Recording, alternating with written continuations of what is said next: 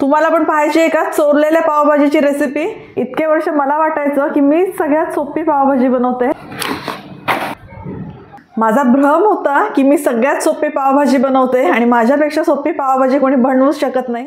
तर मध्यंतरी मी पुण्यात गेले होते आणि माझ्या नंदेनी ना माझ्यासाठी पावभाजी बनवली होती. तिची रेसिपी खूपच साधी, सोपी, सरळ आहे, झटपट होणारी आहे.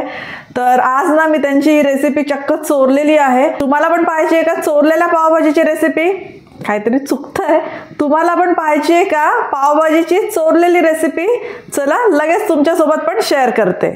तर पावभाजी बनवण्यासाठी ना अगदी आपल्याला नेहमीच्या ज्या भाज्या लागतात ना त्याच इथे मी घेतलेल्या आहे. तर बघा इथे फ्लॉवर घेताना एकदम ताजा घ्यायचा.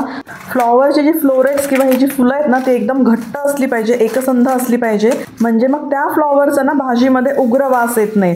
चला आता फ्लॉवरची ही भाजी मी स्वच्छ करून घेते. ह्याचा देठाकडचा भाग सगळा काढून घेते आणि आपल्याला एवढा सगळा फ्लॉवर लागणार नाही आहे. यातला साधारण आपल्याला अर्धा फ्लॉवर लागेल, तर तेवढा मी कट करून घेते. आज जेवढं काही मी तुम्हाला प्रमाण दाखवते ना तर ते साधारण 5 ते 6 लोकांसाठी पुरेल एवढी आपली पावभाजी तयार होईल. तर इथे फ्लॉवर आपल्याला कट करून घ्यायचा आहे. विशेष म्हणजे काय ना, या भाज्या ज्या काही आपण घेतलेल्या आहेत ना ते सगळे आपल्याला रफली चॉप करून घ्यायच्या आहेत. यामध्ये आपल्याला अजिबात वेळ वाया घालवायचा नाही आहे कटिंगमध्ये. मोस्टली काय होतं, पावभाजी बनवायची म्हटली की कटिंग चॉपिंगमध्येच जास्त वेळ जातो. तर बघा मी मधला देठाचा भाग सगळा काढून घेतला आहे आणि फक्त ह्याची जी फुलं आहेत तीच घेतलेली आहेत. ह्याचे ना मोठे मोठे तुकडे मी करून घेते.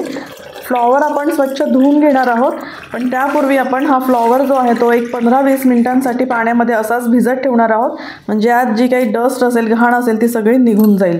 आता बाकीच्या भाज्यांचे पण आपण साल काढून घेऊया.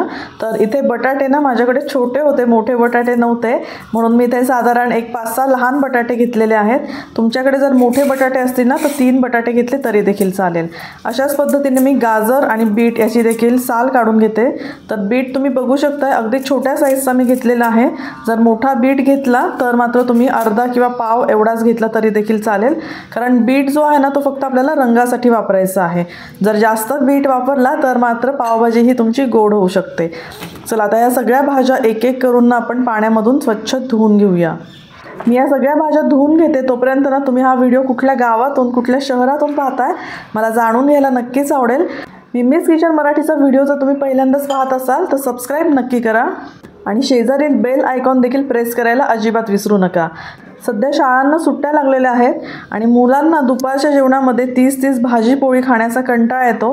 तर अशा वेळेस ना अगदी झटपट होणारी कमी वेळातली ही पावभाजी नक्की करून पहा. आता बघा सगळ्या भाज्या धुवून झालेल्या आहेत. तर हे पाणी जे आहे ना हे फेकायचं नाही आहे. हे पाणी आपण किचन गार्डनला घालणार आहोत, ज्यामुळे झाडांना पण सगळी जीवनसत्व मिळतील आणि झाडं आपली मस्त हिरवीगार राहतील. चला तर आता आपण किचनकडे वळूया. आता ह्या ज्या भाज्या आहेत ना त्या सगळ्या आपल्याला कट करून घ्यायच्या आहेत. तर भाज्या आपल्याला अगदी फाईन कट करण्याची गरज नाही आहे, रफली चॉप करायच्या जसं तुम्हाला जमेल तसं, कारण तुम्ही पुढे पाहालच या भाज्या किती इझिली मॅश होतात. पण उन्हाळ्याच्या सुट्टीमध्ये ना वेगवेगळे प्रकार खायला आवडतात. तर अशा पद्धतीने जर सगळ्या भाज्या मुलांच्या पोटात जात असतील तर मग काय हरकत आहे ना कधीतरी अशी पावभाजी करायला. आणि ही पद्धत जर तुम्ही पाहिली ना इतकी सोपी आहे ना. सगळ्या भाज्या कट करायच्या आणि कुकरमध्ये घालायच्या. तर इव्हन ना यामध्ये सिमला मिरची देखील मी कुकरमध्ये घालणार आहे. नॉर्मली मी काय करते ना सिमला मिरची फोडणी झाल्यानंतर सगळ्यात शेवटी घालत असते पावभाजीमध्ये, पण माझ्या नंदेने जी बनवली होती ना त्यामध्ये सिमला मिरची असू दे, टोमॅटो असू दे, सगळ्या एकूण एक भाज्या त्यांनी कुकरमध्ये शिजवल्या होत्या आणि इतकी झटपट ही पावभाजी झाली ना, अजिबात जास्त वेळ गॅस पुढे उभं राहायला लागलं नाही.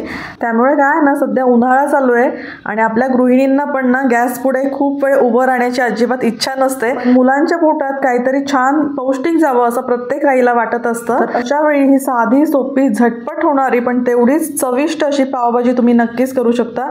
बरी पावभाजी आहे तर पौष्टिक, पण चवीला म्हणाल तर एक नंबर लागते. आता यामध्ये आपण घालूया फ्लॉवर आणि इथे मी मटार देखील घेतलेला आहे, तो देखील आपण यामध्ये घालूया. भाज्या शिजण्यासाठी अंदाजे मी 1 ग्लास एवढं पाणी घातलेलं आहे. चवीनुसार यामध्ये साधारण चमचाभर मी मीठ घातलेलं आहे. हे सगळं व्यवस्थित मिक्स करून घेऊया. पहा किती मस्त कलरफुल दिसत आहेत की नाही भाज्या. कुकरचं झाकण लावून आपण ह्याच्या ना एक साधारण हाय हीटवर 5 ते 6 शिट्ट्या करून घेणार आहोत. कुकरच्या शिट्ट्या होईपर्यंत बाकीची तयारी देखील करून घेऊया. तर मोठ्या साईजचा इथे मी कांदा घेतलेला आहे, एकच कांदा घेतलेला आहे. लहान कांदे असतील तर इथे तुम्ही 2 ते 3 कांद्यांचा वापर करू शकता. तर कांदे कट करून घेते आणि सोबतच आपल्याला लागणार आहे ते म्हणजे लसूण. तर लसूण ना मी फ्रीजमध्ये सोलून ठेवत असते, म्हणजे आयत्या वेळी आपल्याला अगदी इझिली मिळतो. आलं लसूणची पेस्ट मी मोस्टली करून ठेवत नाही फ्रीजमध्ये, कारण त्याचा मग उग्र वास येतो. तर पहा, साधारण मी मुठभर लसूण पाकळ्या घेतलेल्या आहेत. पावभाजीमध्ये ना लसणाचा फ्लेवर खूप छान येतो. एका ताईंनी ना मागच्या वेळेस मला कमेंट केली होती की पावभाजीमध्ये लसूण घालताय की लसणाची भाजी करताय. पण खरं सांगू का, पावभाजीमध्ये ना लसणाशिवाय मजा नाही. लसणाचा फ्लेवर हा आलाच पाहिजे. आणि पावभाजीमध्ये ना मला आल्याचा फ्लेवर आवडत नाही, त्यामुळे मी आलं घालत नाही. तुम्हाला जर आलं आवडत असेल तर तुम्ही आलं देखील वापरू शकता. आता अशाच पद्धतीने मी कांदा देखील अगदी बारीक चॉप करून घेते. यामध्ये काय करायचं ना, आपल्याला कांदा लसूण व्यवस्थित एकदम बारीक चॉप करून घ्यायचा आहे. जेवढा बारीक तुम्हाला शक्य होईल ना तेवढा बारीक चॉप करा. कांदा आपला बारीक होतोय तोपर्यंत इथे कुकरच्या शिट्ट्या देखील व्हायला लागलेल्या आहेत. तर साधारण कुकरच्या 6 शिट्ट्या झाल्या. त्यानंतर आता मी इथे गॅस बंद करते. आता आपल्याला ना कुकर थंड व्हायची वाट पाहिजे. तोपर्यंत मी तुम्हाला कांदा दाखवते आपल्याला किती बारीक हवा आहे. कारण कांदा लसूण जर बारीक नसेल ना तर मग तो पावभाजीमध्ये दाताखाली आलेला अजिबात चांगला लागत नाही.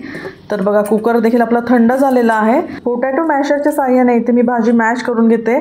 जर हँड ब्लेंडर असेल त्याने जरी तुम्ही ही भाजी मॅश केली ना तरी देखील चालेल. तर चला आता आपण फोडणीची तयारी करूया. तर इथे मी पॅन ठेवला आहे आणि यामध्ये आता आपण घालूया पळीभर तेल. तर अगदी कमी तेलात कमी बटरमध्ये आज ही मी पावभाजी बनवलेली आहे. बटरचा एक छोटासा तुकडा मी यामध्ये ॲड केला. वरून तर आपण बटर घेतोच पावभाजी करताना, पण फोडणीमध्ये जर तुम्ही बटर ॲड केला ना तर तो फ्लेवर पावभाजीला खूप छान येतो. आता यामध्ये घालूया बारीक चिरलेला लसूण. तर लसूण आपल्याला खूप जास्त परतून घ्यायचा नाही आहे, फक्त त्याचा स्लाइटली कलर चेंज झाला पाहिजे, त्यातला कच्चेपणा गेला पाहिजे. आता यामध्ये घालूया बारीक चिरलेला कांदा. तर पाहायला किती साधी सोपी आहे की नाही. आता हा कांदा परतला गेला की यामध्ये आपल्याला काही मसाले घालणार आहोत, मग आपली भाजी त्यामध्ये टाकणार आहोत की आपली पावभाजी तयार. पावभाजी चटपटीत आणि टेस्टी होण्यासाठी आज मी घेतला आहे GW खामकर यांचा पावभाजी मसाला. GW खामकर यांचा पावभाजी मसाला एकदा वापरून पहा. घरच्या घरी चौपाटीची पावभाजी खाल्ल्याचा आनंद तुम्हाला मिळेल आणि ह्याचा स्वाद रंग जर पाहाल ना तर एकच नंबर आहे. चला आता कांद्यामध्ये मी घालते थोडीशी हळद, खूप जास्त घालायची नाही, आणि काश्मीरी लाल मिरची पावडर. काश्मीरी लाल मिरची पावडरमुळे ना या भाजीला रंग खूप छान येतो. आता हे मसाले थोडे परतले गेले की यामध्ये आपण घालणार आहोत जो मी तुम्हाला सांगितला आहे सिक्रेट असा पावभाजी मसाला GW खामकर यांचा, ज्यामुळे पावभाजीला अगदी चौपाटीसारखी टेस्ट येईल. साधारण चमचाभर मसाला मी यामध्ये ॲड करते.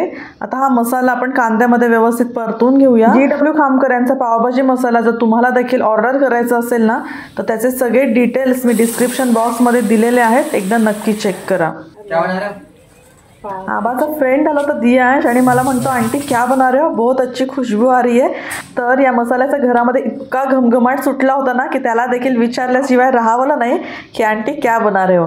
तर चला आता यामध्ये ना मी चवीनुसार मीठ घातलं आहे. सुरुवातीला आपण भाज्या शिजताना देखील यामध्ये मीठ घातलं होतं आणि पुन्हा मी 1 चमचाभर पावभाजी मसाला यामध्ये ॲड केला आहे. भाजी शिजताना पण वरून थोडा मसाला ॲड करायचा, म्हणजे भाजीला चव खूप छान येते. तर एक साधारण 10 ते 15 मिनिट लो फ्लेमवर आपण ही भाजी शिजवून घेऊया. तर ही भाजी शिजेपर्यंत ना एकीकडे मी ब्रेड देखील भाजून घेणार आहे. तर ही भाजी आता मी दुसऱ्या गॅसवर ट्रान्सफर करते आणि तव्यावर आता आपण पाव भाजून घेऊया. तर आज मी रेडीमेडच पाव आणलेले आहेत, घरी केले नाही आहेत. तुम्हाला जर घरी पाव कसे बनवायचे तर तो देखील व्हिडिओ मी बनवलेला आहे, एकदा नक्की चेक करा. तर आज मी ना मसाला पाव बनवते. तर मी पुन्हा बटरवर घालते GW खामकर यांचा अगदी थोडासा पावभाजी मसाला आणि थोडीशी बारीक चिरलेली कोथिंबीर. आपण अगदी सेकंदभर परतून घेऊया, खूप जास्त परतायची गरज नाही आहे. आणि आता यामध्ये आपण पाव भाजून घेणार आहोत. तर अगदी झटपट होतात हे पाव आणि लागतात पण इतके छान ना. नेहमी आपण कसं फक्त बटर लावूनच पाव भाजतो, तर असा GW खामकर यांचा मसाला थोडासा स्प्रिंकल करा आणि मग पाव भाजून बघा, इतके अप्रतिम लागतात ना. चला आता आपले पाव देखील भाजले गेले आहेत. मस्त गरमागरम पावभाजी देखील तयार आहे. आज मी ना ही स्किलेटमध्ये बनवली आहे पावभाजी, त्यामुळे ही आणखीनच हेल्दी झाली आहे. पावभाजीला रंग देखील सुरेख आलेला आहे. तर चला आता मस्त गरमागरम पावभाजीचा आस्वाद मी घेते आणि तुम्हाला पण जर अशीच पावभाजी बनवायची असेल तर माझी रेसिपी फॉलो करा. ॲक्च्युली माझी नाही म्हणणार, माझ्या नंदेची रेसिपी आहे, तर ती नक्की फॉलो करा आणि ट्राय करून पहा कशी होते ही पावभाजी. वेळ तर कमी लागतोच, चवीला पण अप्रतिम होते. तर कशी वाटली तुम्हाला आजची पावभाजीची रेसिपी मला कमेंट करून नक्की कळवा. आणि अशा साध्या सोप्या हेल्दी टेस्टी रेसिपीज पाहण्यासाठी मी मिस किचन मराठीला सबस्क्राईब नक्की करा. तसेच तुमच्या मित्रपरिवारामध्ये देखील या व्हिडिओला जास्तीत जास्त शेअर करा. पुन्हा भेटूया लवकरच. तोपर्यंत घरचं खा आणि स्वस्थ रहा. बाय.